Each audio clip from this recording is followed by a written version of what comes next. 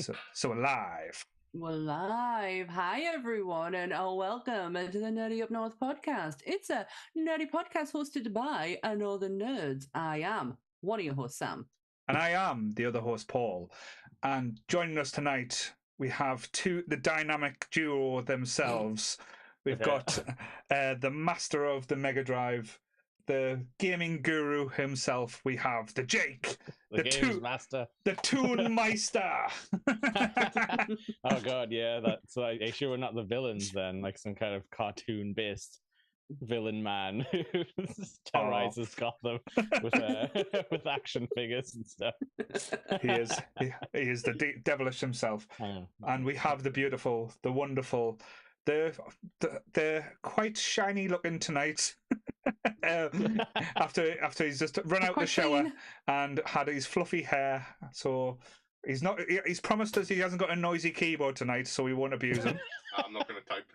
He's not going to type tonight. So yes, nice poll continues. Yes, nice 2 poll weeks in a row. So yes, we've got Daddy Discord himself, the guy that runs the place where people like to chat. So well done for that. As Beck said last night, she was quite proud of you, Lee.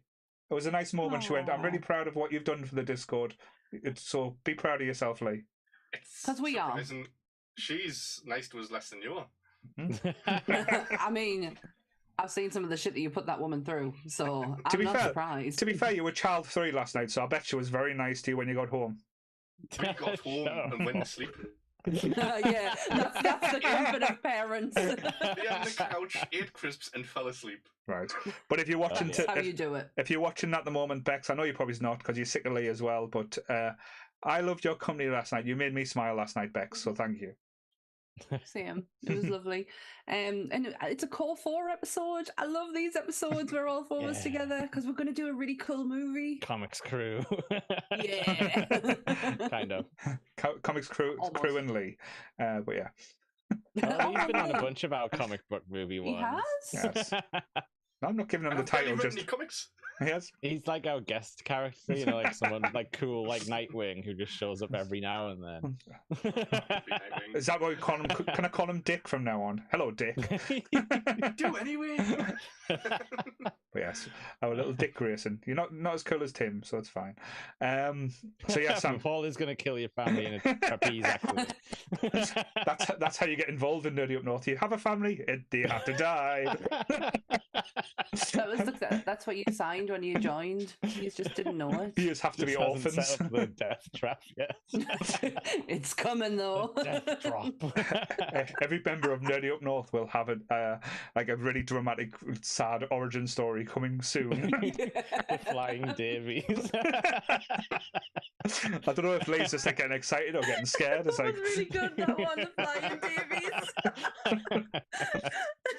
Oh, bless it. See, it's not me being mean, Lee. Everyone else just wants the meanness to come. But yes, after and also again to continue being nice. Well done on the top grumps as well. It was entertaining. Yeah.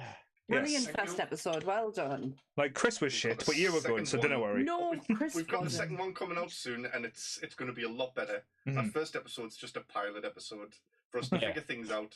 Yeah, they've got a new character now because they've reworked the script. There's two Chris's on the next one. Chris 1 and Chris 2. Yeah. One has a crazy hat. You have to tune in to see it. Oh, dear me. So Sammy, do you want to do your lovely disclaimer there, lovely lady? Yeah. So everything discussed in today's episode is our opinions and our opinions alone. If you'd like to discuss anything from today's episode, please come and join us on the Facebook page, the Discord, or even the comment section where we can have an open discussion. But what we won't have is anyone coming for us and telling us our opinions are wrong, because we can all agree to disagree in fandom. So let's keep it fun, keep it kind, and keep the toxic behaviour out of nerdism. Very well said, yes. If you want to hear me say it in the spookiest way I have ever said it, you need to tune in for Monsters tomorrow. She's getting the plugs in already. We haven't even done this episode yet. I really put my vocals to the test on that one. It was brilliant. For the ultimate goth side, but yes. So I'm very excited to talk about the 1966 Batman. Oh crap! The Batman movie that where he has the Bat Shark and the Bat Bomb. That's the one we're talking about, isn't it? That is such a good. Why aren't we doing that one? That's such a good movie. There was a bat bomb in this movie. It came out of the car's wheel, I guess. Okay, Well, so yes, Sammy has finally got away, and Lee was very excited, and Jake was very happy as well that we're doing the 1989 Batman, which, let's be honest, wasn't a bad movie, but it was made to sell toys, and it did well selling toys. That is something I want to get into in a bit. But what I want to do first is give you the taglines, because there's only two. Believe it or not, this one only has two. The first one, only one will claim the night. Don't like that. And justice is always darkest before the dawn. That's better. I'm sure that's been stolen from somewhere there. That's. I'm sure. Did they say that in like the Nolan trilogy or something? They might do, you know. Possibly. Let me. I don't know why I didn't just say no. Batman. No, Lee. This was them trying to like rehab Batman's image, wasn't it? And be like, nah, it's not that blue suit like freak anymore. This ain't your grandma's Batman. Excuse me, not grandma. That was my Batman. That was brilliant. This ain't your grandma's Batman. I love it. I've got an interesting story that I found out about the development of this movie, but I'm not going to read out verbatim what it says because it is so long-winded. I'm going to try and break it down. So this movie didn't start production in the 80s. It actually started at the end of the 60s, beginning of the 70s, where CBS were interested in producing, you ready for this? Batman in Outer Space. Yep, makes sense. So film rights were bought there and then. So the rights of the film was already in place. With the rise of The Killing Joke and Dark Knight Returns, it started to kind of like shape form from then. And eventually it kind of like dwindles through the places where there's a lot of people involved, where they were actually going to have at one point Ivan Reitman direct this movie with Bill Murray starring in it. Yes, I did hear that. Yeah. As who? As Batman? Don't know. Not really. I believe Bill Murray has came out and said he was meant to be playing Batman, I think. And Eddie Murphy as Robin. Yeah. Well, they've been trying to get a Black Robin in for quite a long time. Like what was it? Marlon Wayans that was cast in Batman Returns. Yeah, that's right. Yeah, because you guys, it does. He still gets money from it. So after the massive success of Pee-wee's Big Adventure, Warner Brothers were like, because eventually the rights go from two individuals and then dwindle its way down into Warner Brothers, and Warner Brothers want Tim Burton. Yeah. And that's where this movie starts to take shape. If you are interested, there is article upon article about the production side of this movie, which is interesting. But when I was looking at it, I was like, there's no way I can be bothered on a Sunday to dwindle that down so I could read it for this. But I found it interesting that it's not a movie that came from the 80s. And then we got it at the end. You know what I mean? It's like been something that's been ongoing for such a long time. I just think it's interesting. Like, I know Tim Burton, when he made this movie, he wanted to do his version of Batman, but he didn't want to do it as like a comic book style. So that was like the combatantness he had with this studio, because this the original one, it was fraught with a lot of backstage or behind the scenes shit that goes like crazily. It was only when the Batman did so well that they kind of let Tim Burton have his own way with Batman Returns. So the original Batman movie would have been more like Batman Returns if it was Tim Burton having his full way, because he's the one that kind of changed like certain aspects or certain characters names and things. He wanted to stay away from the comic books. He wanted to kind of give them his own backstory or thing, as he did with like Oswald Cobblepot, the Penguin, and with Selena Kyle from like say, and then create his own like Max Shrek, the Tim who's not in the comics or anything like that. Shrek. There was a lot of Hollywood A-listers pegged for this movie. Obviously, I've just told you Bill Murray is one of them. Then some interesting names actually. So for the Batman, Mel Gibson, Kevin Costner. Yeah. Now I could see Kevin Costner now as an older Batman, but that's just because of what I've seen him do recently. I'm like, oh, that could kind of work. My favorite, Charlie Sheen. I've got bat blood, bitch. Tom Selleck. Wasn't Tom Selleck just up for any role that was going in the 80s? So like, potentially. It's like, oh, I can be this, I can do this. I've got a tash. He would have kept the tash. Yeah. He would have as well. Oh, he would have done what Cesar Romero did in the original Batman, just painted over the top of it and like, I'm not shaving that shit off. Harrison Ford. No, too serious. You'll never understand him. I would probably like that though. Like I'd give that a go if I could go to another universe and watch that movie. A mumbling Batman. Don't really. He does mumble. Yeah. Dennis Quaid. No, I can see Dennis Quaid in the cowl. Interesting though, because I know you're talking about casting and stuff like as well. We've talked previously on the podcast about fandoms and like say the hatred that comes out when it comes to casting and toxicity. I don't think, bar Star Wars, when it comes to casting, like not even before the films are being shown on his stills, the anger and the rage that the fans of the Batman or supposedly Batman do. And I know this was before the internet went like stellar, but there was still like places where people where nerds used to gather and kick off about stuff. They went absolutely ballistic with the casting of Michael Keaton. They weren't happy. You think the vitriol and the anger when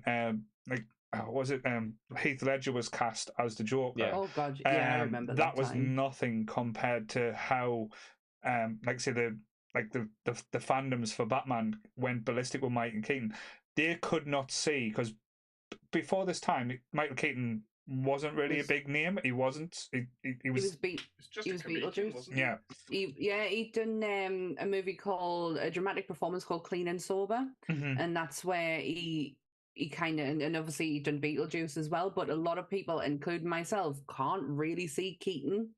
Like you can't go Beetlejuice and Michael Keaton is the same person. The makeup side was that good, but initially it was Pierce Brosnan who was going to be the Batman. That's who they had their eyes set on, and obviously they had all these names, but Pierce Brosnan, that's who they wanted, and he was like, oh, no, I don't want to do a comic book movie. So Burton wanted to go with something a little bit different, and they were going to try and get a very unknown actor at the time, William Dafoe. Oh no! So that would have been, but then out am I? Would have been a very, very different performance. But yeah, so Keaton was asked on the back of doing Beetlejuice, and he just loved working with Tim Burton. That it just kind of like went hand in hand. But 50,000 letters was sent to Warner Brothers protesting the casting of Michael Keaton. Like they went ham on it. I was about to say this earlier when Paul was talking about it. I was like, back then they had to physically write letters and send them to the people they hated. So that takes that's a lot of time and effort, because on the internet you can you can bash out like your hatred straight away and like, oh, I fucking hate this, and then you calm down. But it's misdirected on the internet as well. It's just left somewhere in a comment section on a trailer or whatever. Like, whereas this is like targeted. Personal. It's so personal because it's like handwritten. Like you always have time to walk away from a handwritten letter and like calm yourself down. Like before you post it. Yeah, exactly.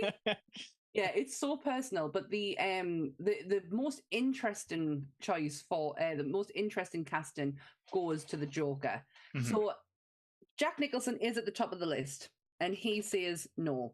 So they go to Tim Curry, Would David rather. Bowie, Would rather. Whoa. Brad Dourif, Would rather. Ray Liotta, Would rather. James Woods. Would rather. The one who they really were interested in was John Lithgow. Oh, honestly, that is a Joker lineup that I'm actually excited about. I can't believe it just didn't happen. John Lithgow. Now saying it, I probably not cast as the Joker, but how good would he have been, or possibly still could be, as the Riddler? Oh no! You know what I was gonna say? The ventriloquist. Oh yeah, well, the ventriloquist now. Yeah, no, that would be good. Yeah. But like back then, after Harry and the Hendersons, he would have been quite interesting to do like the Riddler. After he worked on his Bigfoot serum. Yeah. So the next actor, does John Lithgow fucks his audition up? Right. So it's not a case of they wanted him, but he fucks his audition up, and he actually approached Burton after his audition, which is something he said he's later regretted because that really cemented, I'm not getting this job. Yeah. So they lobbied. Actually, it wasn't them who lobbied. It was Robin Williams lobbied so hard for this part to the point where they were like, "Okay, we're going to give you it."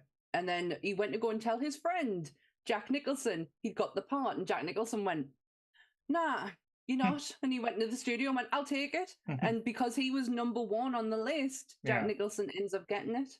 And Jack Nicholson has said in interviews, this is his most favourite role of all time. He loved playing this, even though it essentially is Jack Nicholson playing Jack Nicholson. Yeah. Which starts with my problems. But again, rather than going into rants and raves and start like, because I've done that so much on previous podcasts. I'm not going to tell the story of how I got introduced to this movie, because I think I told that like many moons ago. If you go and search one of the previous ones, have a look through the back catalogue.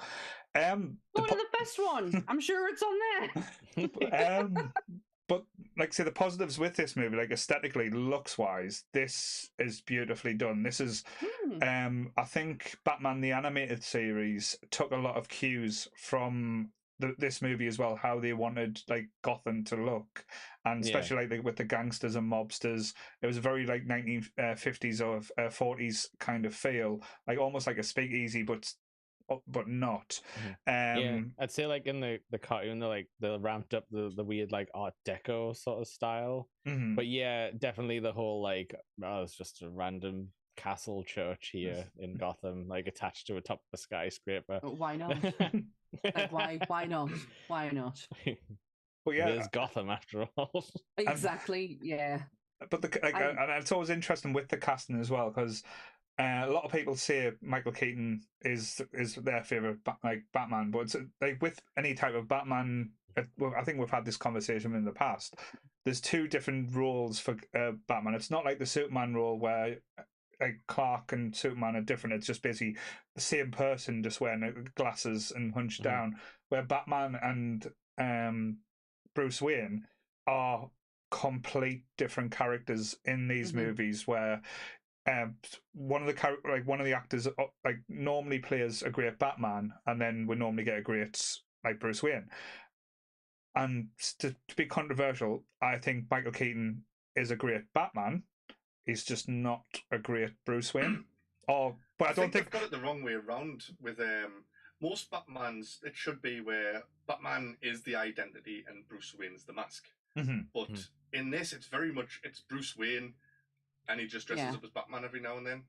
Yeah, I totally agree with what Lee's saying. He doesn't do a good job. I think he is a fantastic Batman. But it is Bruce Wayne. Yeah, I prefer. I see him better as a Bruce Wayne. It's the same with Ben Affleck. I prefer him as Bruce Wayne. I'm not too arsed that he's Batman. Yeah. And it's the same with Keaton as well. I'm not that arsed that he's Batman, but he's a fantastic Bruce Wayne. I think some of it was like just maybe because this was like the first serious Batman like on screen thing. True. Because like the fight scenes aren't great. Like he doesn't do a lot, like of exciting stuff, which they definitely fix in like future movies and like future Batman projects. it's also like a very slow, isn't it? Like he's a slow Batman. Like he kind of like he stomps around. He can't really turn his head, which we know is like a problem with the rubber cowl thing. It's a very Phantom of the Opera style. Like one, you blink and you see him from one thing. It's like smoke and mirrors, which is not a bad thing. Yeah. And like, you know, like he slowly rides along on a zip line and stuff like that. Like visually, it's not super impressive, but I think it might have just been because they were like, "Oh, it's like new. We're just trying stuff out here." And again, I think this film as well, because again, a lot of people joke and take the piss out of us because I always think, because I'll badmouth this movie till the sun comes home, not because I didn't like it, because of the disappointment or. Like, because me being a genuine Batman fan, it's like my, and again, that's my pre notion of what I wanted Batman to be. And again, that doesn't say I give the right to say this film's trash, because it's not. There's certain aspects, there's just things that kind of upset me on a personal level for the movie.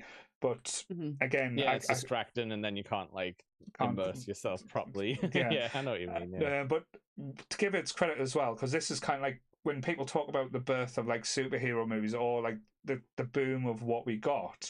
Because remember, before this, we had some really terrible Spider-Man movie. We had a really bad I think the Captain America one came afterwards. We had the Punisher with Dolph Lundgren and stuff like that. So with this, it kind of gave us hope of what could it be, and the marketing campaign that came with it was just done absolutely breathtakingly well. Like when we talk about 80s movies or 90s movies as well, this is the tentpole on how you market a movie. This is where they went whole hogs. Like I think Burger King done a black burger, and again, I know it sounds shit like the bun, but I've seen that those, type of things weren't done at the time. No. The toy range was absolutely phenomenal. Like I would put the toy range for Batman, the first movie, up there with Star Wars, with the figure range that you got. Like the Batwing was just like, if you ever had it as a kid, it was amazing. Like literally looked like it did in the film, and even like you touch little things and it fired little bullets out, and I think it had an ejector seat as well. And even the Batmobile was all great as well. The way, and again, all the things were interchanging. But then, as with anything, they got a little bit greedy and they start getting like Batman the movie with scuba suit, Joker with his spacesuit and stuff like that. It was just like going too far where know what you're doing, market it right, but the starting of a point was just amazing. Like literally, I don't think anyone of our age range didn't either have a poster or a t-shirt with the actual Batman logo on because of this movie. I definitely had like loads of different Batmobile toys, because like they had like the Hot Wheels like sized ones, like, you know, the metal ones, and then obviously I had the big Wheels ones that a figure could sit in. And like I think I even had it might have been Batman Returns, but I even had one of those weird things where you'd put your eyes up to it and you would click through like the movie scene. And it was like Batman. It was I think it was the part in Returns when all the bits come off the Batmobile and it goes like really small. It's like drives to you press the buttons and it's to fire off. This is the only way I can rewatch it unless I put the VHS on. Would have probably hit all of the Batman Returns market and stuff. Because I think obviously not a dig, we're a bit younger, so we missed all of the original ones. I feel like that was a dig. It wasn't. I'm sorry, Sammy. Well, you're right though. It must have ramped up like even worse for the second one. You know how sensitive I am about my age. There is one piece though that I would love to own right now, and it's not a toy. It's a box of cereal. Right. It is literally the box of Kellogg's cornflakes was just a black box all the way through, no writing on it, and the Batman symbol on the front. And I want that so badly. But I'd imagine time and you know that it's never going to be in as mint condition as, and I have seen some people own it. I think I saw it on Comic Book Men initially, and I was like, I want that so badly. But then I wonder if it had a toy in it as well, because it's like, this was the time of cereal toys also. Cereal toys, they were the best, especially if you could deck your bike out in them as well. All those Kellogg's things, they're good on your wheels.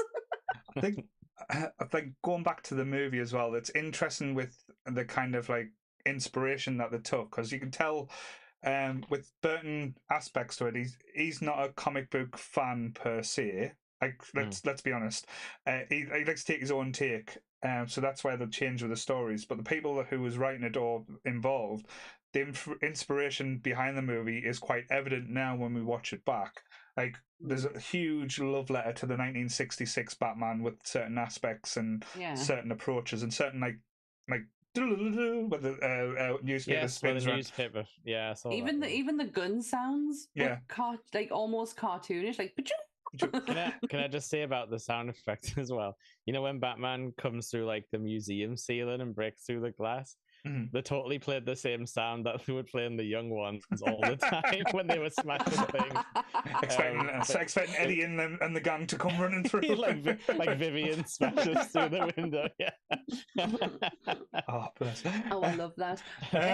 But the comic aspect to it as well, like not just the 1966, like the Frank Miller was heavily involved with I don't know if he was heavily involved with the writing the script, but they used a lot of his stories. Like Batman Year One was like say that initially that was touted for. I know like the Red Hood storyline was pretty much like the backstory that they did go for, rightly or wrongly. Again, it's one of them. I'm more of a comic purist where I don't like that storyline because I prefer not knowing too much about the Joker, and I think that's where they got a lot better in the later films. But in this one, that's kind of like the start of my kind of gripes to it. But I wrote down a couple of things that I kind of picked up on that side of thing, where they were trying to like explain Jack Napier, and it was like, oh, he gets his like stupid little file, and he's like, armed robbery at 14, and then he's like, oh, I've majored in sciences and chemistry and the arts, and I'm like really, like, do you need to explain this to us? Like, I was happy as a kid just accepting it, like, oh, he's just a weirdo. Like, what I liked about when I read comic book, because Batman is a comic that I do read quite a lot. Like it is, I will always pick up any like one-shot stories and that. And I always loved the fact that the Joker always had a different story, so you generally didn't know which one's the right one. And I think they did that a lot in Killing Joke as well. Like the makeup was, but it's like, is it true? Yeah. Was it actually? Is this everything that you're learning about him? Could it just be a lie and a fantasy that he's created in his head? So I really like that aspect of it. But what I wanted to ask with the Joker, because Jack Nicholson he's just Jack Nicholson. There's nothing. There's apart from the face. I was gonna say looks wise is up there. Like I don't think there's been a better looks wise. I'm really gonna agree with you. The makeup work done on this was superb, given that it's just Jack Nicholson's smile with prosthetics to emphasize the smile, and it is some of the creepiest looking fucking makeup that I have seen, and I have seen some creepy makeup. Did you pick up on this, Sammy, that it got like better as the film went on? Yeah, like, at the start, it was almost as if he had like a small gap where his real mouth was, but then as the film went on, it seemed as though they like sculpted it out. It looked like when I was, because there was a moment on it where was it the white makeup that I could really see it? You could see all of the mistakes, like not mistakes, but stuff that they didn't cover up properly. But by the end of it, it was actually like perfect. You couldn't. It's like his face was. It's like his face took a long time to mold into that shape. Yeah. And then when it got there, it was just obviously fixing the prosthetics onto him. Because I've seen the starting point of like in stages of how they did it, and it's again, it's just it's more creepy with actual human looking skin colors than the white one. It is fucking terrifying. But what I wanted to ask is, if it wasn't Jack Nicholson, and because I don't think we've had and this is just my personal opinion, a decent Joker. Someone we've looked at and went, oh shit, yeah, that's, and I'm only saying that because I am not the biggest Heath Ledger fan.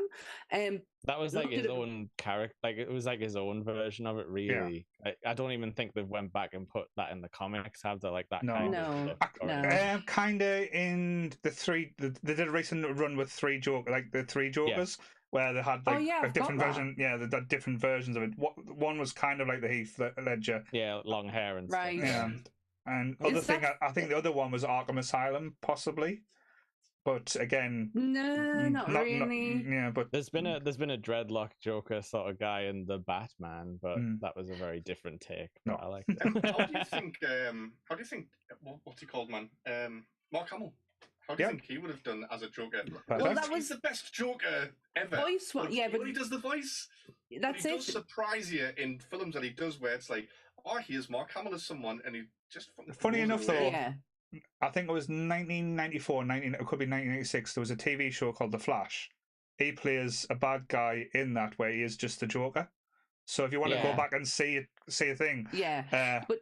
That was me question though, is who would you like to see as the Joker? Not taking into account time wise, just within whatever, however, and it not be Mark Hamill. Because we know Mark Hamill does a brilliant voice of him. So voice wise he is already there. But who else would you have liked to see? Like, who do you think could do it justice? It's a difficult choice because in the Flash, wasn't it? Yeah, that was it. Yeah. Yeah. Sorry, I just had to get off my chest. It's a difficult one because with the Joker, there's so many different expectations, or there's so many different like things. I think if you got like a big name or someone who's established, then it sets that expectation. Because then, as you said, with the Heath Ledger, you had the Heath Ledger like. Fandoms are saying, "Oh, this is going to be shit. How is this pretty boy going to be the Joker?" And it kind of sets your expectations differently. I'd want some totally unknown, someone that we don't actually know, because we can't then set the expectations and just have someone just go wild with it, and just because like the Joker is supposed to be unknown. Yeah, that's kind of. I've just had someone ridiculous pop into my head, and I don't know. I feel like he probably would make a good Joker. Because the Joker, it doesn't have to be like this big guy that's like a menacing sort of person. No. He's always skinny and slender and a bit mental, and he's just so unpredictable. What, DJ Qualls? You know who possibly, DJ Qualls possibly. Yeah. He's too nice though. He's too sweet. I don't think he can do anything. And again, just it's probably the most left field, or it might be probably the most obvious one. The guy who plays Sheldon Cooper. Jim Parsons. That can work because he can be a bit like he can be a bit creepy. You know, like he's got that look in his eye sometimes. Because he doesn't have to be. He doesn't have to be like physically menacing or like. No. He played a part in a Ryan Murphy TV show called Hollywood, where he played a real life person who was awful, like horrible. Like it's not Sheldon horrible; it's pure evil horrible. So his range does go to that, where you can forget for a second that that's Sheldon Cooper, and at one point he's going to turn around and be absolutely lovely. He was not. He was horrible in this program, like awful. So that's really a good shout, but I don't know. I would have said Jim Carrey. Apart from we got that, because I'm still convinced he was supposed to be the Joker in Batman Forever, and at some point they just changed the character because that Riddler is just the Joker once he puts his outfit on. He's definitely not the Riddler. He's definitely not the Riddler. But even has one of those laughing bags. Yeah, like he uses it as a bomb. I think Chris wins actually. Danny DeVito. Oh, shut up, Chris. They need to take a break. They need to give the Joker a break for a while. He's been done to hell, and there's so many good villains that do need some. Was this movie the start of this whole weird thing in Hollywood where like Batman and the Joker are seen as these like legendary, like, you know, star making roles? Like, did it just pop out of nowhere, like in this? I think this was the gamble. I think this because they were seen as basically this. As I said, the whole movie, as I said, the Batman movie was a big gamble. Like, superhero movies at the time weren't being picked up, weren't like seen as franchise worthy. I feel like I feel like still today, it's kind of seen as like America's version of like casting a James Bond. 100% agree with you there. And it's like a kingmaker type of thing, you know, like you get this role, you're like set for life in some fashion, depending on how it goes. It's like I just don't know why Hollywood is like obsessed with like holding Batman up on this like legendary pedestal.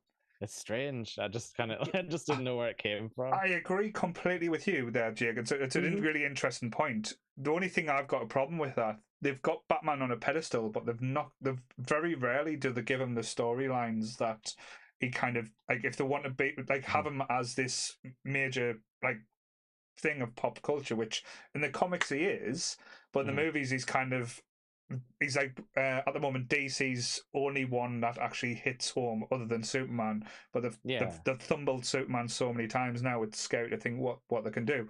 But the rich history, like in the comic books, and again I'll go out in a field because I know Sammy's a Marvel girl.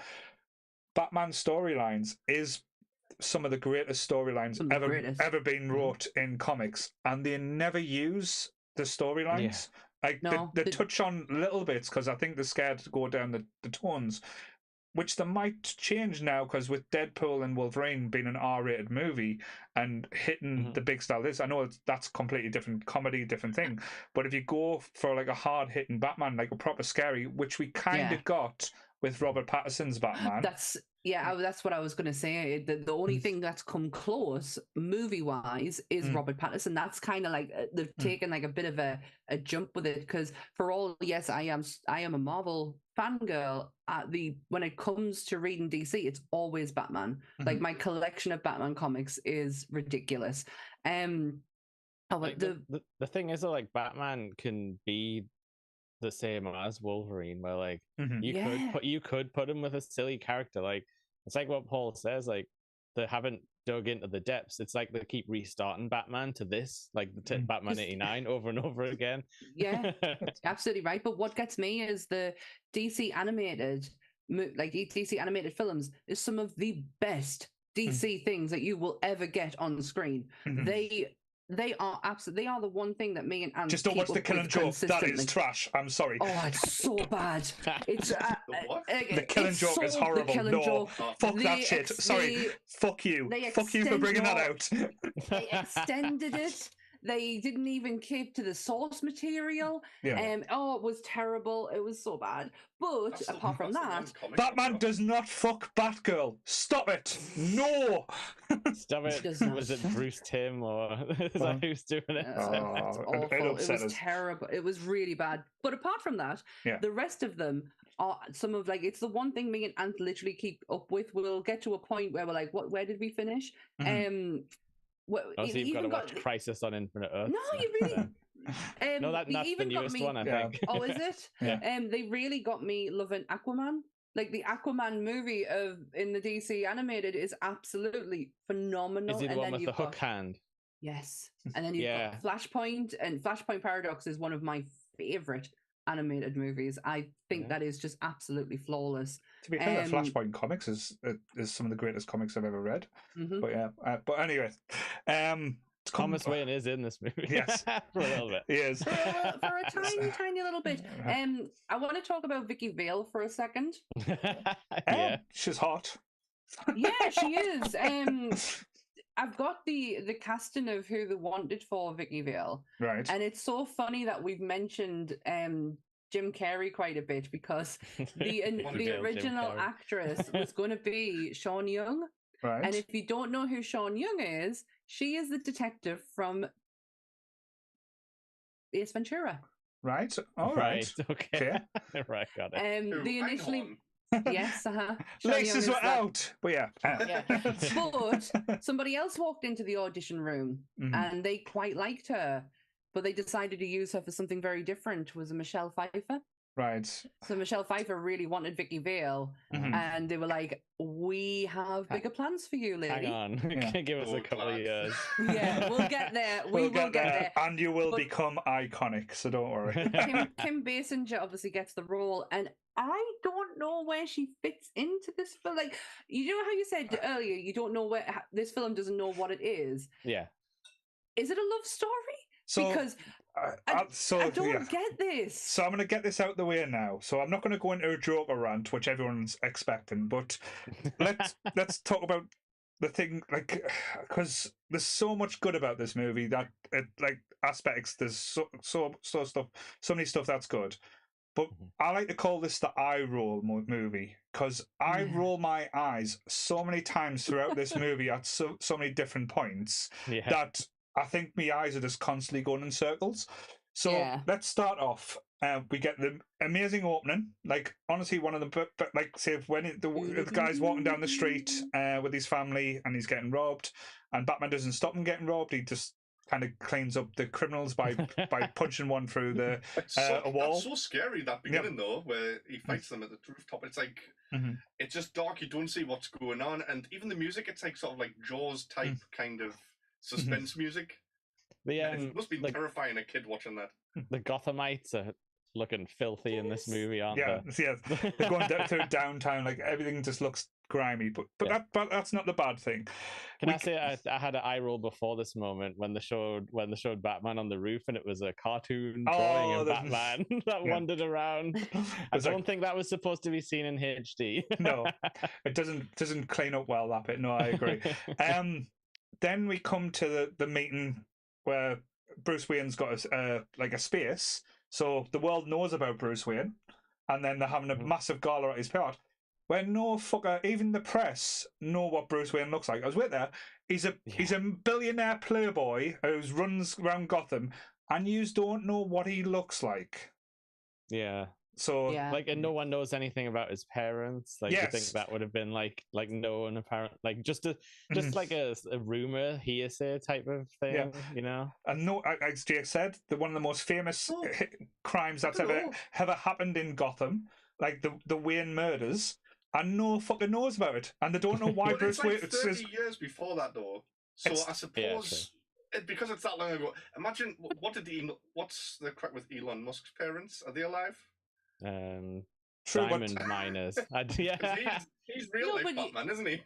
No, But the thing is, dare put him and Batman in the same sentence. But if you go through Batman's the Wayne history, the Wayne Empire or the Wayne Tower and everything, they basically built Gotham. They overturned it. Exactly. So their death is so in keeping with the shift of, because if they would still been alive, Gotham would have been up there with Metropolis. Yeah, they would have had the level of things going right. They died, and that's why Gotham become the crime central of America, or New York. But basically, that's another bit that did physically upset me a little bit. I get that. It's their relationship. It goes from a one date to a full on blown.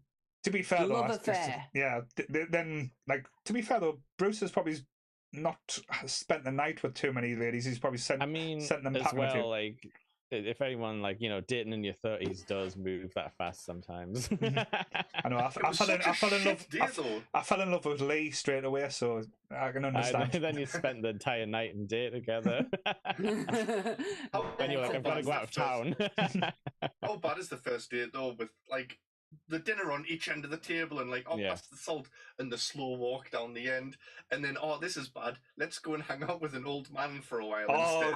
Can we just say though, this is the greatest this is the greatest Alfred ever cast in any type of cartoon movie or anything. This Alfred version of date, let's go and hang out with me old man butler instead of this. But that's I mean, they did get pissed though. They were going through that expensive wine, so they were having fun. I still think that's game though. The night and he gets some.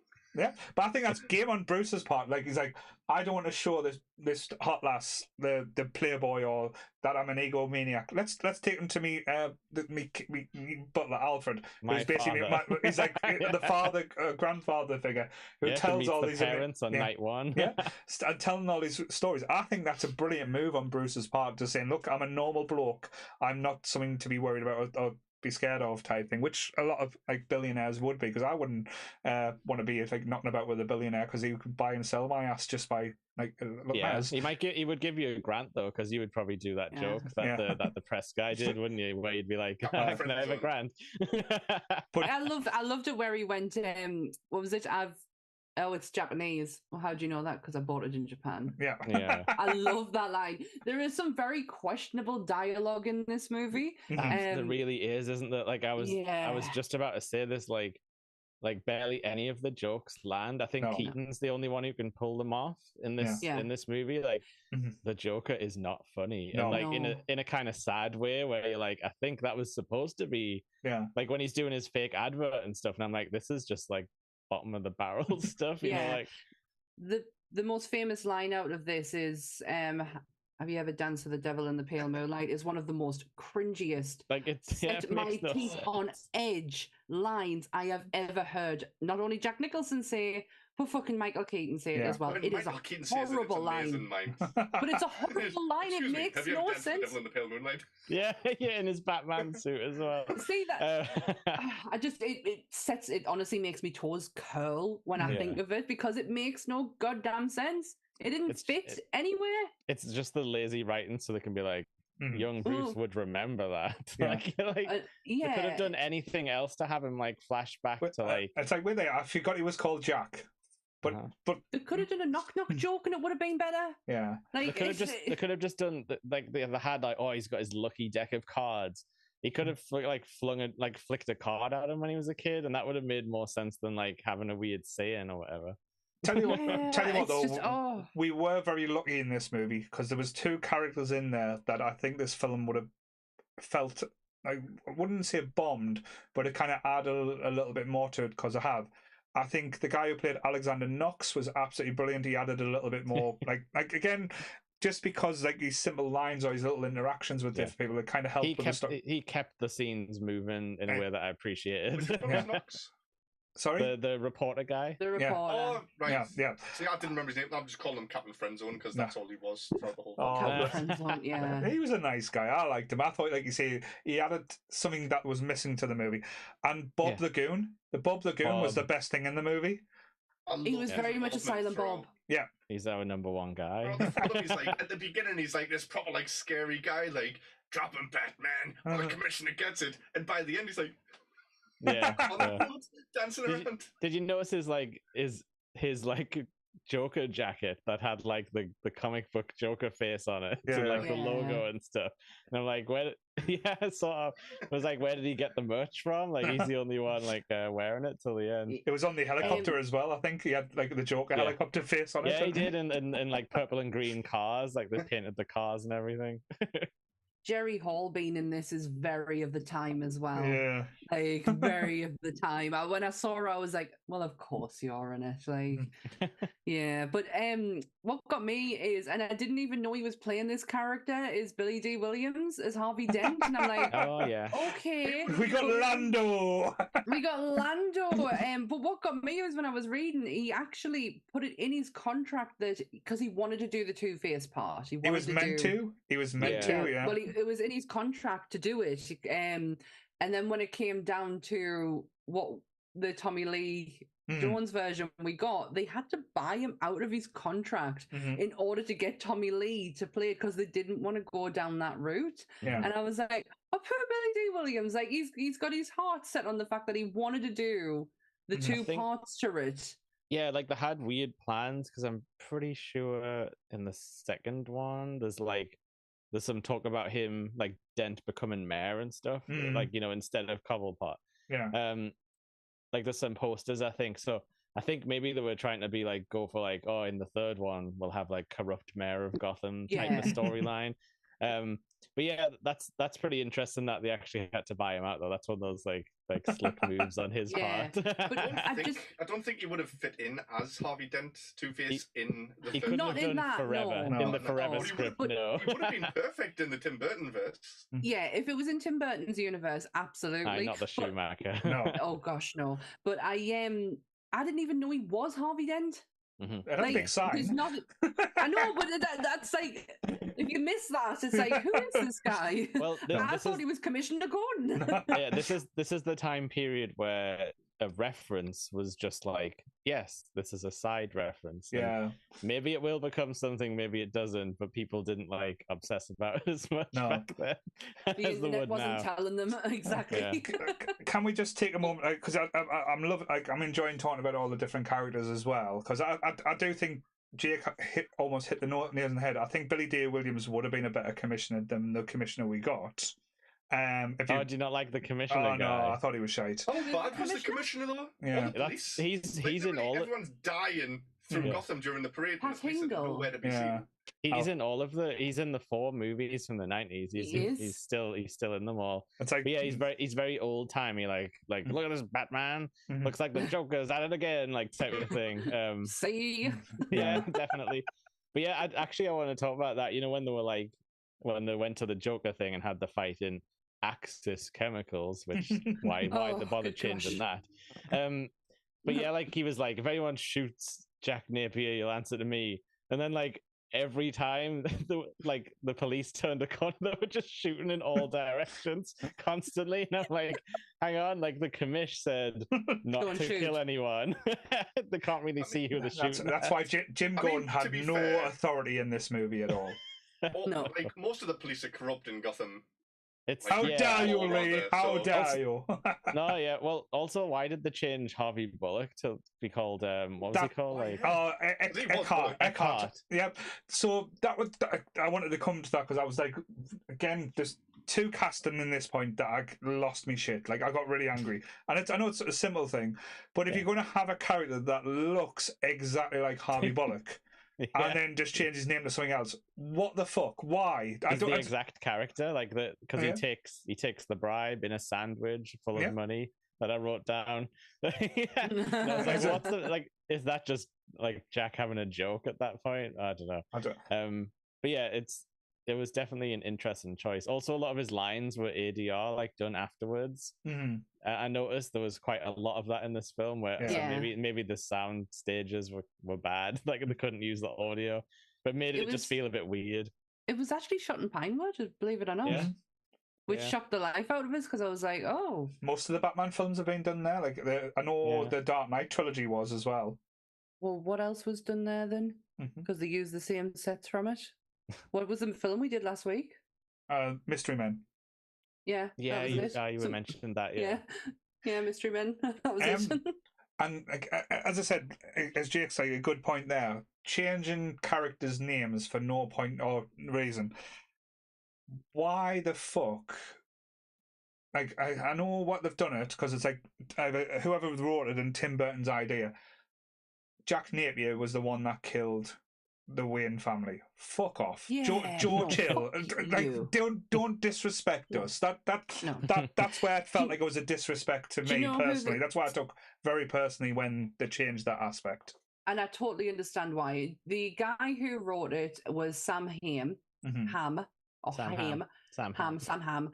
But the person who supervised is none other than Bob fucking Kane himself. Right, okay. So he didn't care at this point. He was just there going. Bob Kane didn't even fucking write Batman. I don't understand why he was a supervisor on it. Because he was just changing stuff that wasn't his idea. You know, like I just hate that man so much. Does he not try and rectify this though with later Batman movies, where he's like, "Oh, this person killed my parents," and he's having dreams of each villain is the one that killed his parents? Is it Batman Forever where it's like I can't remember what it is. There's one of the other films after it where you see. I'll only remember that movie if we ever do it on here. So I can't. I have seen it, but I can't remember. I think they just shoot it very vaguely because I think you only see it when the Riddler has his like mind viewing thing and like Batman goes in. I think you only see like dreamy like flashbacks and stuff. But yeah, I don't know if it goes to like a PTSD thing where it's like any villain that's causing chaos. It's like this person killed my parents. No, this person killed them. Well, it wasn't fucking Jack Napier, I'm telling you that. No. That's just another thing that just doesn't need to be connected. Yeah, it's just a cop out. But to think that Bob Kane was okay with that is just it makes me ill. Have you noticed as well, they don't even pay it off. Like, no, I know we're skipping to the end here, but he's like, you know, like, you made me, so then I made you. But then, like, the Joker just immediately knows what he's talking about. Yeah. He's like, oh well, when I killed your parents when you were a kid, I was like, you haven't. Nobody said the connecting you don't even know it's Bruce Wayne yet. Yeah, he said you killed my parents. I thought Joker was going to be like, I've killed a lot of parents, kid. You know, like that line would have made more sense to me. Yes, it's something that's taken out of Killing Joke, because they have a conversation together where it's like they realize that you can't have one without the other. Yeah, definitely. And it's like, because that's the idea of Killing Joke, and not the idea, but it's down to you to interpret what happens at the end of Killing Joke, because you've got them having this serious conversation saying, like, we're in this dance together and we're always going to be in this dance together. And then it turns into a joke to when at the end of it, one of them's only laughing. Yeah, the flashlight thing. And it's taken from that, but not in the best way. Like, that is such a beautiful moment between two people who have so much hatred for each other and don't really, like, it's like one of them doesn't understand what to do with it because they will never kill the other one. And then the other one's like, I can't kill him because then who have I got to play with anymore? And it doesn't play out in this because that relationship hasn't been established yet. No, because it's the battling over a fucking woman, which again is just. And is Vicky Vale worth it? Like, well, no, it's just like, you see that beret on the side of her head. Definitely. Because if we're gonna, because fashion was nuts in this film, like, wasn't it? Yeah. If we're gonna start, like, say, with the whole, like, as you mentioned, that stuff, like, quite a little earlier on, that the love story in this, and again, if you want to make a love story out of it, I haven't got a problem with that. The problem flesh it out. The problem, well, it doesn't even really be fleshing out. You can't. There's only so much fleshing out you can do in an hour and a half or 2 hour movie. But my issue is then they try and make it like a love triangle where the Joker in this movie is, and again I've had this rant. He's obsessed with power. He's obsessed with money. He wants to control the crime syndicate. Where even in the comics when he had goons, he never wanted to control anything. He just wanted to cause chaos. Then he falls in love with, or he gets infatuated with Vicky Vale, and then starts getting annoyed that she's two-timing, well, in his mind, with Bruce Wayne. And then they have this dance where it's kind of like, if you can't have her, no one can. And it just goes cringeworthy. It's like, no, you don't get where these characters have come from if you're putting them in these type of scenarios. And as a comic book fan, as a kid, I got that back then, and it disappointed me so much that they kind of try to bring that out with, like, elements to the character, especially the Joker. And I know a lot of people will there is which is going to be weird to say. There's better villains in the Rogue Gallery than the Joker, but he plays off nicely, or the connection with Batman is so deep and so well done that it doesn't need more added to it. And when you add more to it, it takes that away, and you're left with, like, just a hollow feeling, me personally. And it was kind of like, I wanted this battle or this moment, and it's kind of like it turns into two dudes fighting over a woman. Yeah, I don't think it's a film for comic book lovers, though. Like, it's can you really fit all of that deep stuff into a 90-minute film? Yeah, if you've got some really good fucking writers, then you can, because you don't need her as an equation in there. You can have, if you want to have like a love story, do it between them two. They need it. There is a deep relationship between the two of them, and they barely even scratch. I wouldn't even say they they smoothed over the surface. It was a cop out to make these two fight. If you have really good writers, you could have good versus evil battling each other at the end. It's the age-old story. It's like, again, it's simple writing, and it's people. And I think at the time, it's where people are scared to sort of make a simple story. Like everything has to have a twist or overcomplicated and stuff. And again, and I don't want to feel like I'm bad mouthing the movie because again, I do give the film a lot of shit. Some of it's jokingly, some of it is serious. The bits I do love is when we do get Jack Nicholson playing the Joker, and it's very far and few between. And there's only really two big moments in it. The first moment is when he goes into the art gallery and he's just going there, and that's Joker. That's chaos. It's fun. It's scary. That is what the Joker is. And then you get him on the parade, just basically trying to entice all of Gotham in to give him the drink. That would be something the Joker would do, and that would be comic book Joker. And that's just, again, and like him getting mad that he stole his balloons is absolutely something the Joker would say afterwards. Like it's like a not serious thing, but to him, it's the most serious thing in the entire world. Like in that moment. I liked some of the artwork they were doing. Yeah, like when they were slapping stuff on the pins, I was like, "This is improving them." But did you notice, that guy with the little slap, that was great. But did you notice though? Anytime he was playing the Joker, Prince was singing in the background. So Prince brings the Joker out. Prince really phoned it in for the songs on this album, didn't he? I'll stand by the bat dance. I like the bat dance. It's just not as good as like anything that made it on the radio. No. I do love the standoff between the bat plane and the Joker, which is they've basically recreated in the Dark Knight as well, with his dick but with the bike and. But no, that gun is so good. But that again, those kind of elements that get you quite excited. That's very comic booky, and again, it doesn't have to be silly. I know me and Jake probably have the same issues with Batman killing in this movie because he just doesn't. I did write down like there's machine guns on the Batmobile. Like Bruce hates guns for very obvious reasons. Like Sammy was saying, the Dark Knight Returns had just come out. These are the tools of our enemy. We do not use them. But and he blows up that entire chemicals factory. He thinks the Joker's How many people could have been in? How many people could have been in there? Yes, he thinks the Joker is in there. He gives it a go. Which is what everyone, all the bros have been wanting Batman to do forever, isn't it? Oh, please stop! Please read just one Batman comic book and realize that is not him. Even I've just been talking about the end of Killing joke. Like it's ambiguous. He can't even kill the man who he knows if he took him out of this world, everything would be better. And he still can't bring himself to do that. Because it brings him back to that level. And again, you've got to draw a line in the sand. And again, going back to the simple comic terms, Batman is the ultimate detective. In this movie, he's not a detective. He gets Alfred to do everything. Alfred, because he figures out the correlation between the products that are being used to kill people. Yeah. Well done. I was thinking as well, how the hell does the Bat computer work in 1989? Because he uses an Amstrad 64. He can look up scans of old newspapers and stuff like that, and I'm like, I mean, yes, you can go to the library and go through those if you want, but has he digitized it at this point, on his own time? It's definitely that's sci-fi for back then, but it's now normal.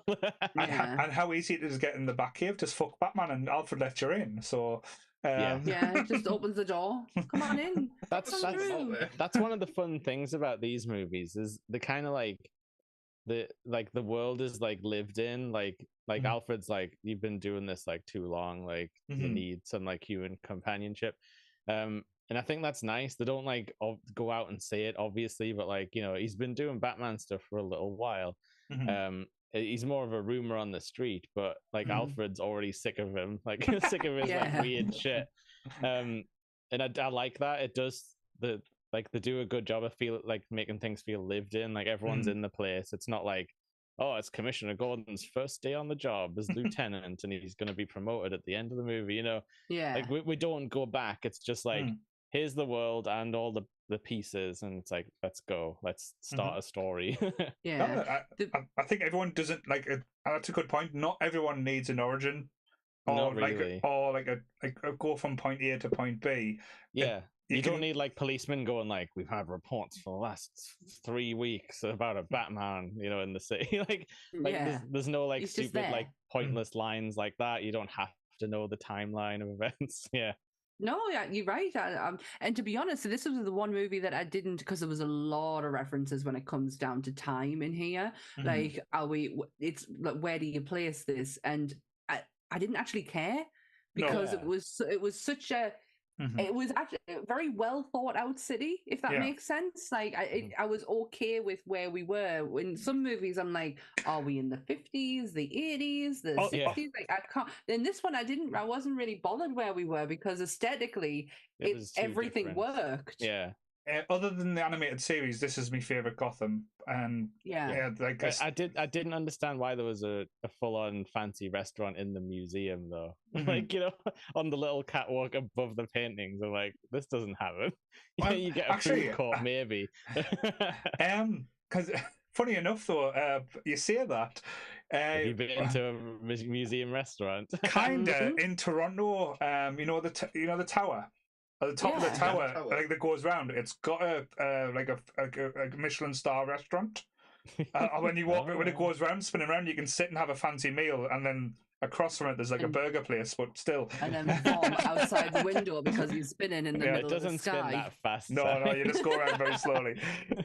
I'll tell you what, though, stuck to the window. It's like, don't! Get a French fry flying across the thing, trying to catch it. And you're trying to...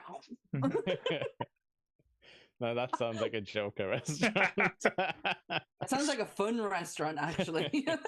To be fair, though, that was the first place I've ever been searched for a bomb. Yeah. Going up there, you get bomb tested. Like somebody who carries a bomb? No, everyone gets bomb tested before you go up the tower. Mm-hmm. Well, I mean, I kind of get it, because like if you get up there, it's you go. It's the experience is weird, because you stand in this little tube, and you get scanned like with all different things, and then air blows all over you, so it's like taking all the particles off you, see if you've got any like debris or anything like that could be used. The decontamination. That's what it feels chamber. Like. Yeah. Well, Chris has confirmed that there's a calf in the Hancock, so I'm pleased, because I'm going there on Friday. So that's that's what I was saying. Like, you maybe get a food court every now and then at a museum, but like not a fine dining place. The with place lots of gas vents everywhere. Yeah, we went to the War Museum in Paris, and the calf was very like, it was better than what we would like what they served. I was like, oh gosh, this is very posh. I'm trying to think for the movie, because they're like talking about like building and stuff. We don't see Wayne Tower in this, do we? Not that I remember. As far as I'm aware, he doesn't have a job, because he kind of says like, oh, how some people go downstairs, eat breakfast, and then head out to work. And it's just like, no. Like, I don't know what you're talking about. I think he just wanders about all day. So we do say Wayne Manor, because that is Nebworth House, but apart from that, I can't remember. I did like when it was showing some of his suits of armor and being like, that might be where he got the Batman inspiration from. Like some of the armor suits with like little bit like wing pieces on and stuff like that. That's a fun little idea. Talking about the back suit as well, because a lot of people love the look of this back suit. Was this the first all black bat suit? Like, because the comics is grey and like off blue. I think Frank Miller did a black one, like an all black one. But was he not grey still? That one. No? Do you know what he probably was? Because I think this is the first time it's black and matte as well. So it's like it's not that, it's not material. It's that matte finish. Yeah, you could see it looked a bit like leather, didn't it? Some of the cape. Yeah, but it's I think the design of it, like just to look at like the silhouette of it, the to look straight on is one of the most beautiful suits that Batman, in my opinion, has ever had. Obviously, we know that it's not durable and he can't move around in it, but it's to look at it. I think it's. I don't know. There's just something about the simplicity of it, and the yellow and black. Yeah, just a very small piece of yellow against the black is it's simple and it works. And I don't think you need to over elaborate Batman's suit, because he's meant to hide in the shadows. Like, you know what I mean? A threatening Batman as well, where he's got like the abs and the six pack and everything, instead of the Adam West Batman that's shaped like me. Don't you dare! Adam West was a god. He was. Adam West is a hero. I always love the line in Big Bang where he's like, "Do your Batman voice," and he's like, "I didn't have to do a Batman voice. They just knew I was Batman." The only thing, because watching it back now, it's still not irritates. It's just like it's when something like sets your teeth on fire when it comes to the badge, because the kind of if you look at it now, it's in the picture that I used, and he is posting. I know, but it's not right. Are you talking about the placement of it, or no? The bottom of the Batman, the tail that should be just like a straight line, but they've kind of shaved it off. And like it's got little feet, but like it's a real bat. So when I saw it, I'm gonna have to Google it, but I've never noticed. I don't know. I still love it. Yeah, I love the colours. Logo. It's kind of like people have their version of the Batman that is their Batman logo, same as their Batman, same as like who's your James Bond, who's your Superman, all of this. That Batman logo is fucking amazing. But it's not the one that's used even in the movie, like in the posters and stuff like that. Oh no, I see the difference. Right. So it's kind of, it does have the bits that, I don't know, audio listeners not going to see my fingers moving, but it does have the bits where it curves in and out. But that's got extra detail on the bottom, whereas the one I'm looking at, it's just a point. Yeah, that's what it normally is, like the point. But on the suit, it had that, and again, no explanation. I know, as you said, like the amount of times they've changed like the Superman symbol down the years, and it's never bothered us because it's like different interpretations. I just don't understand why they put it on the suit that way. But then when you go get the logo for the movie, it's completely different. It's like, okay, so you're making changes, but I don't understand why. Didn't even notice that as a pure Batman ego fan right there, man. Like, boom, straight in on it. And then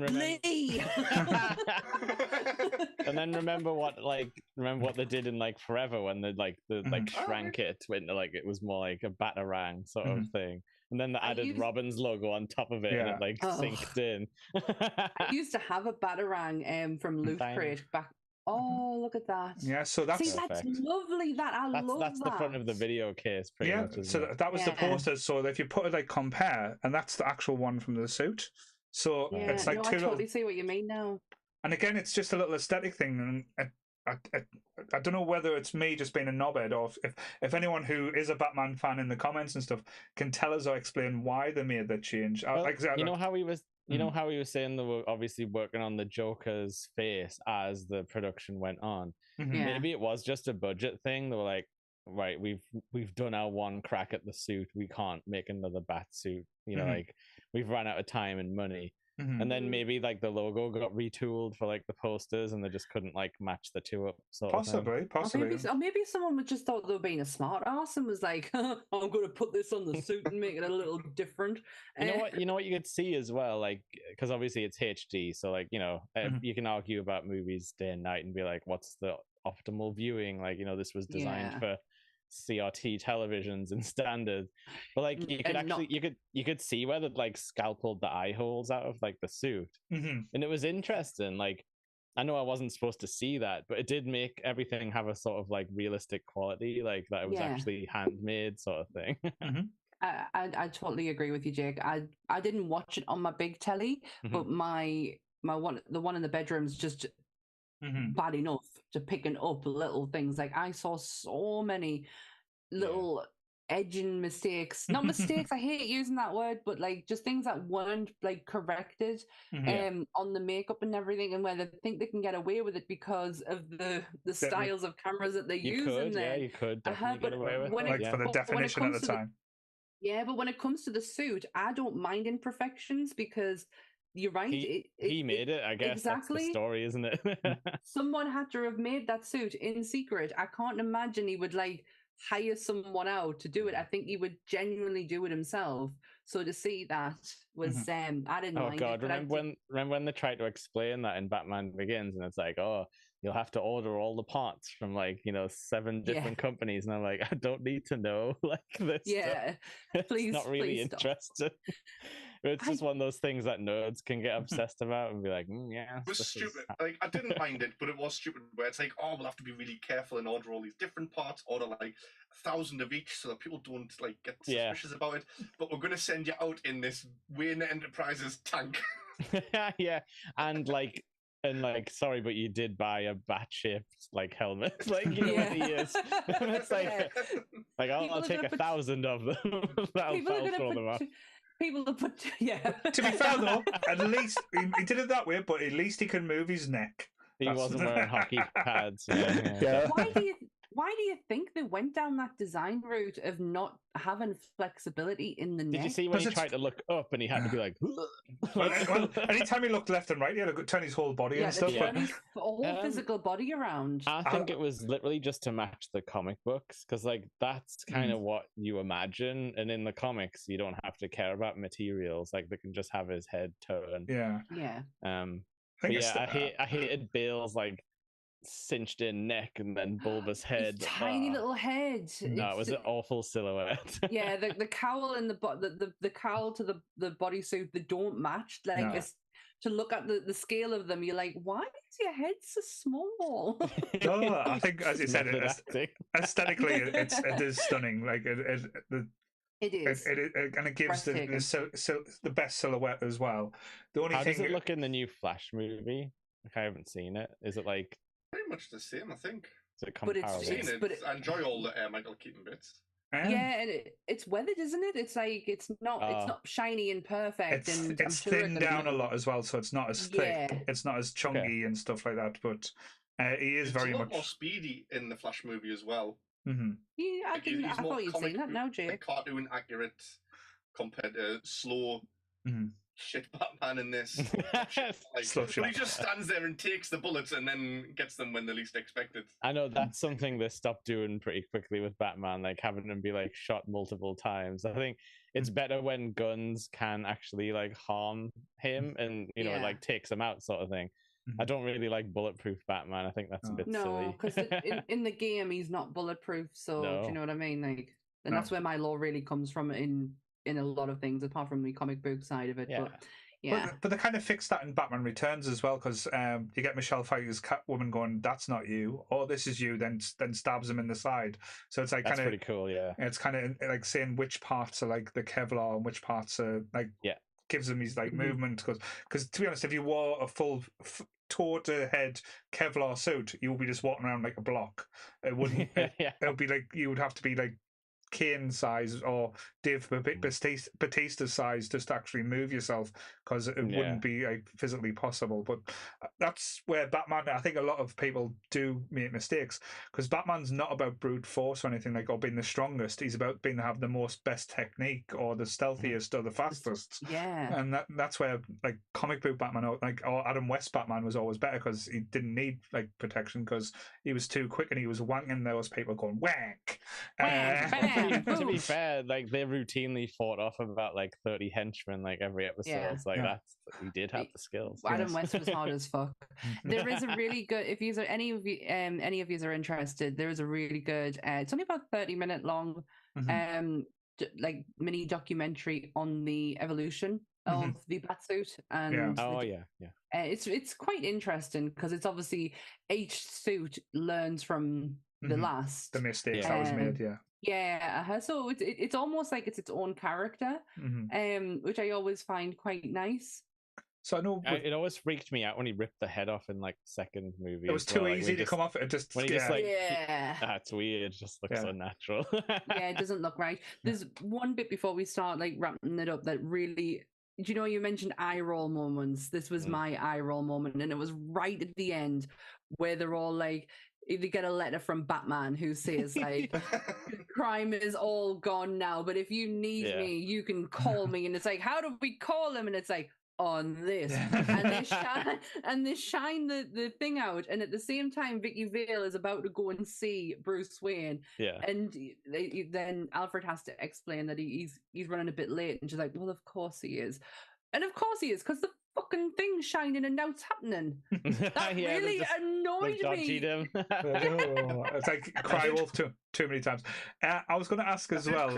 So I know what you're going to say. I did cringe at that letter. Not at like those bits. It was the forces. If the forces of evil return, who writes that? Bruce Wayne, motherfucker. I'm Batman. Get nuts.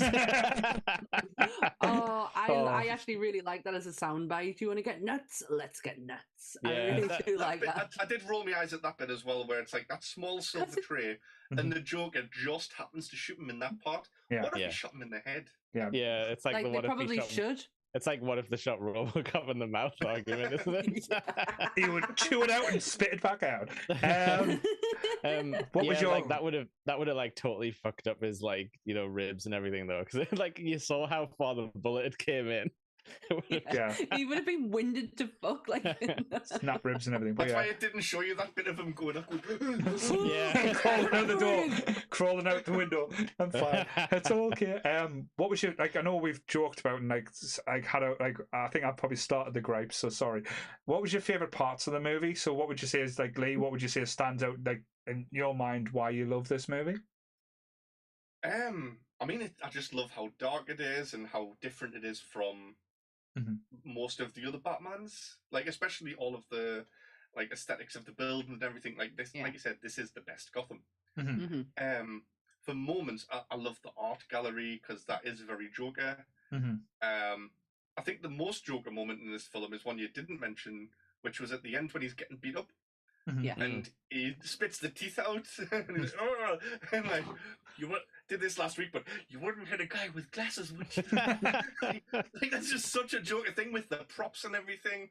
Yeah, that was something I picked up on, how he always had like like either like crappy magician or joke shop things at hand, and it's like in those moments I was like forgetting about the silly like Jack Nicholson performance, and I was like, yeah, that is something the Joker would do. He would have a giant gun that would turn into a small gun that would then do the bang thing, like later on. It's like it's almost as if he's switching things out while people aren't looking, and I did like that part of him. Like if he was like when he's like a crappy like close-up magician style thing or like a prop comic. Did you notice though when he got thrown off the building that was not Jack Nicholson, that was a drawn. He turned into a weird crumpled up ball as well. Like after a while. Didn't it look like a drawn and someone just went and it just shrank in on itself. So strange. I did write that down as well because it was very Tim Burton of them to be like, oh, this bell tower is 100 stories tall and we're going to throw multiple things down it so you can have a look. Like, that's 3 henchmen at the bell. You know what? I did really like how he used his like acid flower, like to melt the bell like off. Like I was like, that's a really cool like character. Like for a guy who doesn't have powers, that's a really fun like little tool he has at his disposal. He should have squirted it at Batman, obviously. It's almost like he didn't turn into the Joker at the beginning when he fell into the vat, and he didn't become the Joker completely until that like 3rd, 4th act of the film, the final act. Yeah, it was as if the parade sort of like snapped him again. I don't know, like that's the thing. I think that's the prevailing theme in this film for me is like they were working on stuff as it went. Like trying to work it out.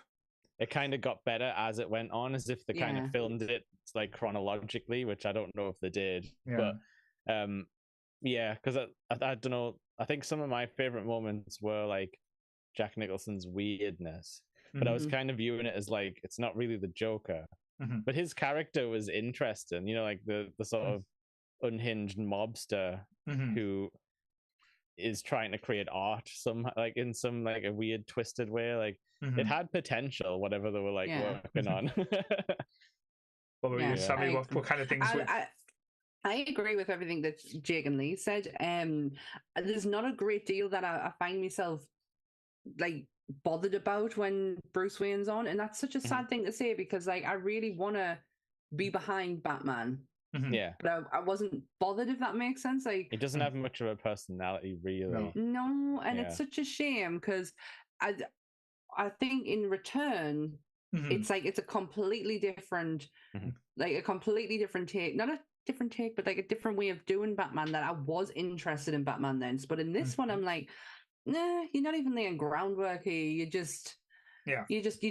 It's just a moment. But I loved the moments that really got us was Jack Nicholson. It was the makeup, anything to do with his face being fully on screen. It was like I couldn't take my eyes off him. I couldn't believe how many times they went back and forth. Like how I had like different looks for him, and then it was like sometimes it's like like skin tone face paint.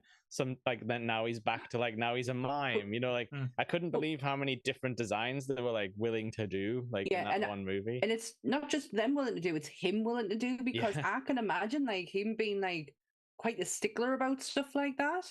Like having to sit in the chair like every day. But he's said on record like this is the most fun he's ever had in a movie. And what the great touch I liked about it as well is when he's sitting in a room and he's got the skin tone face on and he wipes his forehead and it's white paint underneath. Yeah, with the cloth. I love that's a funny that joke. And I thought that was such a great touch as well. Like that's detail that like you're not really paying attention to.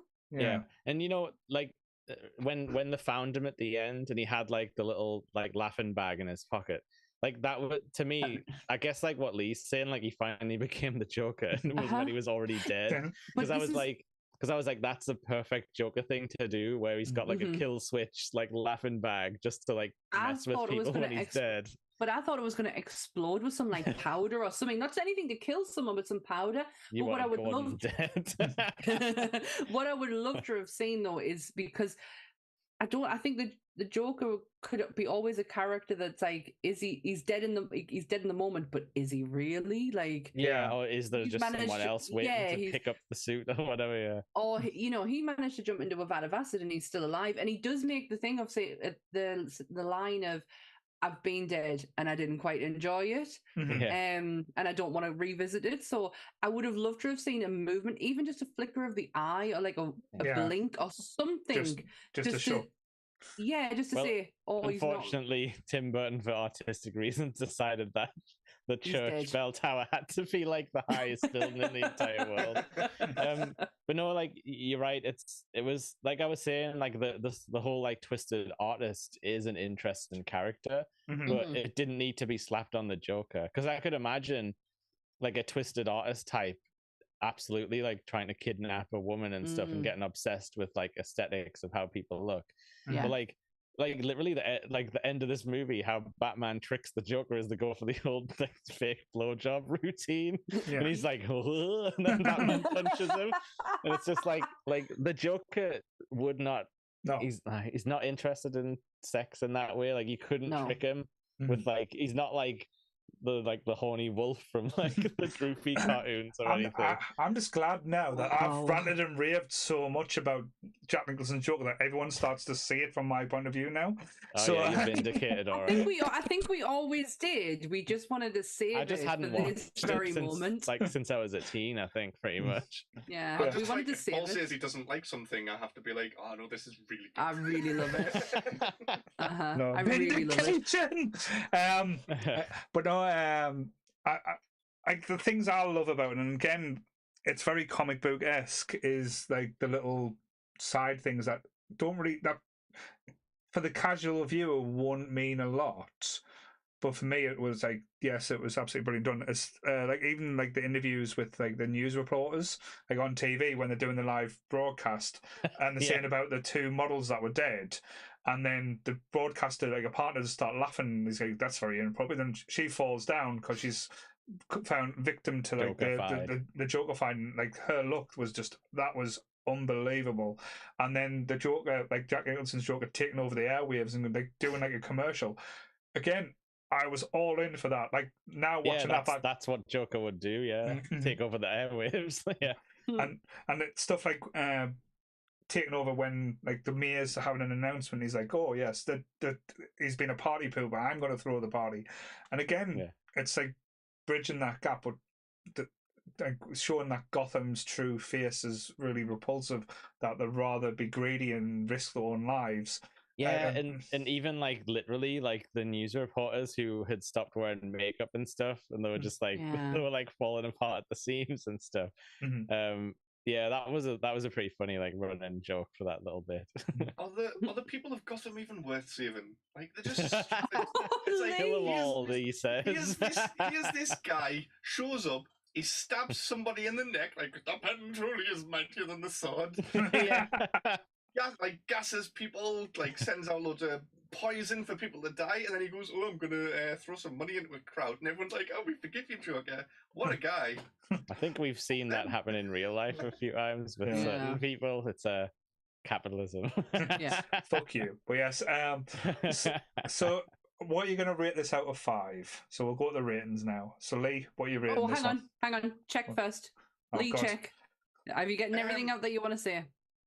The only thing I can think of is I really like the little Easter egg of the Bob Kane drawing, where they're like, "Oh, here, someone sent this to you," and it's the bat. Batman wears a bat dressed in a suit.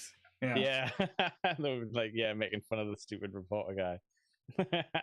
I can't go on a Bob Kane rant, so I'm not going to. We've got it on your record. Cool. So Lee, out of 5. I'm going to give it a 3. Oh, interesting. Not 3.39 recurring or anything like that. And any Joe points. We're too scared to add points in because you don't like the algorithm. we designed our Top Grumps rating system all around Jake. I like it. No, that's you've started on a base of chaos, and I can get behind that. So why a 3 though, Lee?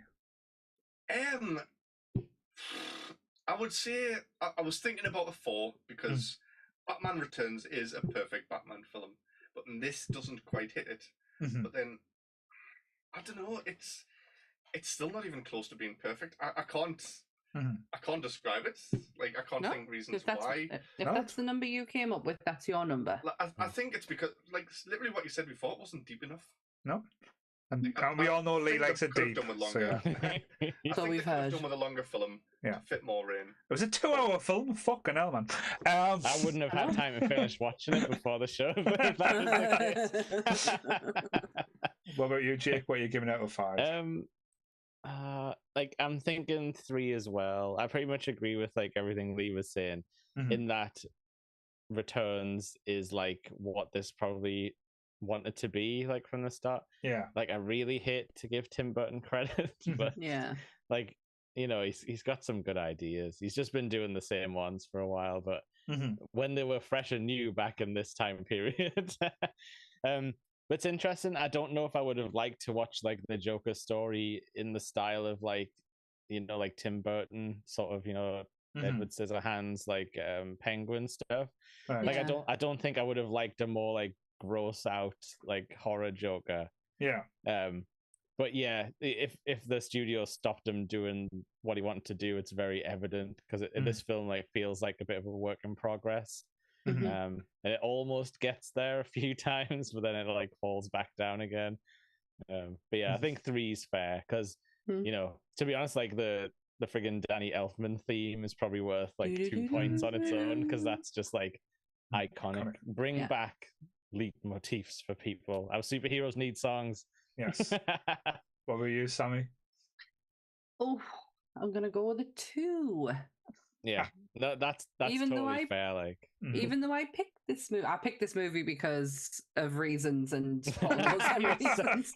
Getting Paul up for a It's been 3 years of him dropping little bits of why he doesn't like this, and I'm like, well, you're gonna do a whole episode on it now. 2, I love the suit, the aesthetic of it, the very Burton. It's not very Burton-esque. It's a very controlled Burton-esque. Yeah, it is. So that kind of gets a bit, but the aesthetic of it all, I do like the dark, like the kind of gritty darkness of it, and the fact that when the Joker is in Joker element, it's bright, it's, you know, it's such a different contrast to what you've been seeing. But when it comes down to story and the fact that they have mixed, if I didn't know Batman and have read as much as I have, I probably would have given this higher and thought, oh, it's a really good story. But the fact that they've taken from one of my favorite comic books of all time and trying to mesh it in there, I do not appreciate it. I think it's lazy writing. And the fact that Bob Kane's name's attached to it is just points down all the way. Well, there you go. I'm going to be controversial. I'm going to give it 2 ratings. So I'm going to give it Paul from Nerdy Up North rating, and I'm going to give it a Paul from being a Batman fan rating. Okay. I'll put me level. Okay. So I'll do me level-headed one first because, as I said, right, I get you. Okay, I get you. Paul just wants his alter ego because he's Batman.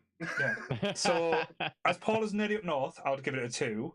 just as I said, reasons I do like it is it has moments where it does shine, but the utter disregard and kind of almost like not as a comic book fan, but if you take elements out of this movie, if you take the Batman element or even the Joker element, it's going to be like it wouldn't really have much impact on the movie. It still would be a superhero movie. It would just be like different taken. Some of the characters worked, some of the characters didn't. So I think, well, if I'm going to be Paul the Batman fan and like going through the history, I would give this a 0. Yeah, because like as I said,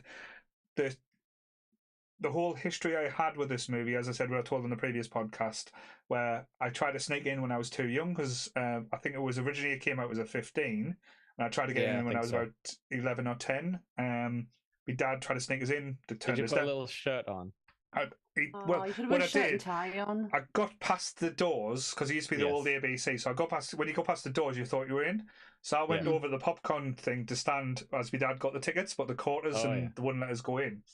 So because when I went to see Austin Powers 2 when I was 10, I put a little button-up shirt on and stuff.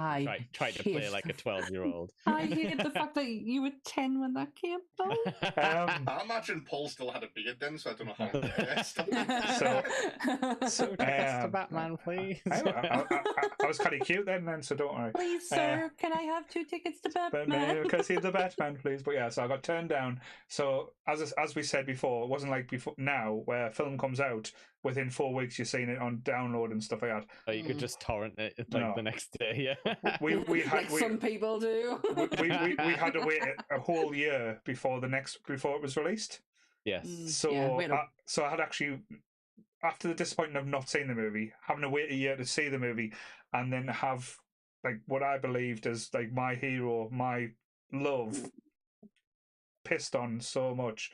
Like that anger grew for so many years, and I managed to let it go a little bit, just a little bit. Now it's directed mostly towards Lee and Chris, but so just know that when he's been mean, he's just getting out all of his Batman frustration. He's going to become not personal. It's because of Batman. It's because of the Joker. But yeah, there's so many different things. Can you imagine if like Lee and Chris accidentally knock him into a vat at something, some kind of convention that we're at? I think Lee and Chris would make a good Batman and Robin anyway. Now here's the argument: who's going to be the boy wonder? No, I've got it. I've got it. What are you talking about? I think Chris would make an amazing Batman. He's the best of us. You are just going off size, aren't you, my friend? That's the only reason I'm saying me Batman. No, you're Bizarro Batman, but that's fine. From Bizarro World. But yeah, so if I'm like, but again, I don't want to be that guy where like every single person online or other podcasts or other YouTube videos where they just come out and say this film is shit. It's not 100% shit. That's just me as a personal level. So if I'm going to be as a level-headed from like the nerdy up north side, like the YouTube, how we've done this from the start. Like again, there is aspects I can see I would probably push it to 3 just for the toy range, but again, purely on the movies, it was a 2. Yeah. Cool. But, well, I finally got him to do it. Finally got him to talk about Batman 89. Poured his little heart out about it. And I knew exactly when we came up with the idea of doing for this month, I knew exactly what I wanted. I want Constantine because I want to watch it because I haven't watched it, so that's a good enough excuse. Yeah. And I want Batman 89, and if I ever get the chance again, I'm chucking Batman Forever in there eventually. I'll finish the quadrilogy. I'll be long time retired for that quadrilogy. It's gonna happen. No. Just telling you. But yes, so next week is our final episode of the superhero graphic novels. We are finishing it with Hellboy. So I believe Jake is coming back for that one. Yeah. Yes, and we have which one? The Ron Perlman one. The Ron Perlman one, the first one. Yes. Thank God. Yeah. The good one. Yeah. And we're getting the lovely Jessica back on for that one. So yes, we are going finishing off with a mighty fist next week. And Nazis. And Nazis. We'll be talking about Nazis as well. So yes. So what's happening tomorrow, Sammy? You gave us a little hint earlier. I did. Tomorrow we have a very special guest joining us in the Monsters Up North podcast. We have Instagrammer and TikToker herself, the scary Zara. Mary. Scary Zara Mary.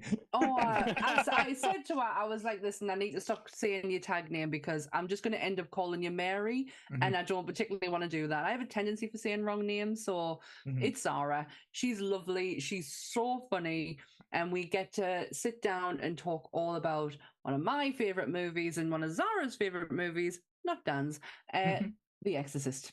And guys, when you tune in tomorrow, you're going to fall in love. That's all I'm saying.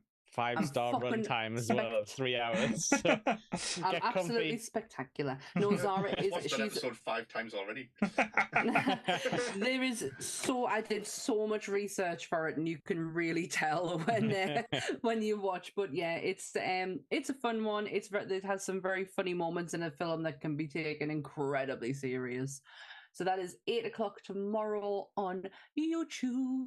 Cool. Jake, what have you got planned for this week? Oh, I don't really know. I think we're just going to do more game streams, less podcasts around the old Twitch and area. We're still going to hit our end of the month news roundup, but I think we'll probably. Thank God for that. I think we'll probably just dive back into Alan Wake. I think this week because we're getting into it. You know, I've been on like a massive Twin Peaks kick this year, and Alan Wake's like the perfect little dip back into that kind of storytelling. But yeah, more games, more fun times, more bosses destroyed, more laughs about pork chimps. and my partner in crime, Jake, will be joining me. We'll be discussing Teenage Mutant Ninja Turtles and the pizza alien one. Yes, the scariest episode. Can't wait. That's such a cool episode. I'll have to torrent it. Yes, and add it to the illicit Google Doc that we have. If anyone wants to watch cartoons along with us, get in the Nerdy Up North Discord and we'll show you how. Yes. And Lee, what have you got this week? Me and Chris have discussed Judge Dredd on this episode of Top Grumps. Is that I am the law? Yeah, we've mainly stuck to the Stallone version, but with like a bit of a dabble into some of the other versions as well. Ooh. Cool. So that'll be dropping as soon as Lee sends us the video that works. Well, all the episodes from this week are available on Tuesday from anywhere you get your podcasts from. Please remember to like, share, and subscribe on the YouTube and hit the notification bell so you don't miss an episode. And if you are listening to us through audio platforms, can you tell us?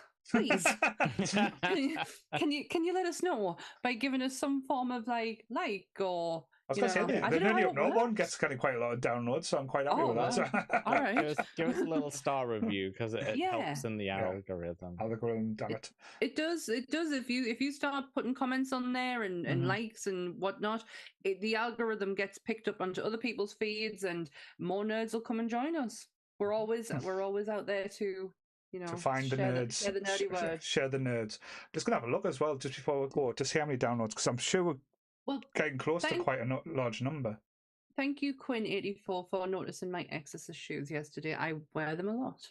I would love to see some people joining the Discord, or people already in the Discord, posting in the Monsters channel their favourite memes of the Exorcist. Because there's loads of versions that are classed like the Dyslexicist. That is true, yeah. The T-Rexicist, things like that. So get them posted in because I want to see them. I mean, please don't be hurtful towards the dyslexics. We're people too. We have feelings too. I was going to say, Lee always picks on Lee and Chris and pick on my spelling quite a lot. Your mother cooks socks in hell? Your mother dying socks in hell. That's from Scary Movie 2. Actually, I've got some interesting figures for you there because you talked about the downloads or listens. The Nerdy Up North podcast total has been downloaded 16,452 times, and in the last 30 days has been downloaded 1,042 times. Yay. Wow. Thank you. Thank Right in your you. That's ears. amazing. Chris has dropped the Discord link in the live chat. If No, anyone we is told him not interested. to do that. Yeah. It'll be okay. Why? Because we get bots. Because we always get bots coming in. Oh, okay. Sorry. No, I didn't know that. Lee, But Christopher. that is amazing figures, that minds. But if you can just let us know even more. Just share the love. Let's get the nerds involved. Let's get more listeners audio wise. And like how did most of us become on like members of the podcast? We chatted to the people about I the found episodes. you all in a dark alley. I can't even I remember. killed your parents. I can't even remember how Jake got here, but I will never forget our first episode together. You put out the call. You put out the call, and I responded. And then you stole my whole list, and we've been friends ever since. Yeah, because we would enjoy the same movies together. Yeah. We were like, hang on a minute, did we just come best friends? Yeah. Want to go do karate in the garage. Some people have to work harder to get on the podcast. Like Chris had to beg for like 6 months, I think. Isn't that Lee? No, Lee will let him on pretty good. You let him on early. You were a tease. You got him on the Game of Thrones one. Oh, that's right. It was it was my fault then. Oh, I'm sorry. You brought Lee into our lives, and we couldn't get him the fuck away. But yes, we do. That's what we're saying though. Join the community, make everything stronger. Yes. Get involved. You'll find friends for life. I absolutely promise you. Like I have found my bestest friends in here. Certainly. And just to say as well, on the 1st of September, we are going to be attending the Sunland Comic Con. Conjay. Yeah, so join us. Come and say hello. I don't know who's going to be there. So if Lee's there, I'm going to give lick a Lee. It's like because I don't think Goodwill attends these things anymore. He's too Hollywood for us now. He's too famous for us now. But yeah, he was there last night in his trekking outfit. He looks so smart. So well done for everyone. The quiz who raised a lot of money for the charity. It was such a laugh. And well done, Dave Hope, for finally winning the mug. You accomplished it. Whatever. Sam was robbed.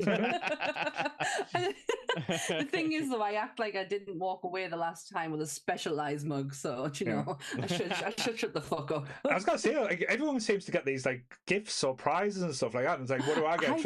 I got told where to fucking go. Fuck you. Yeah. Right. On that note,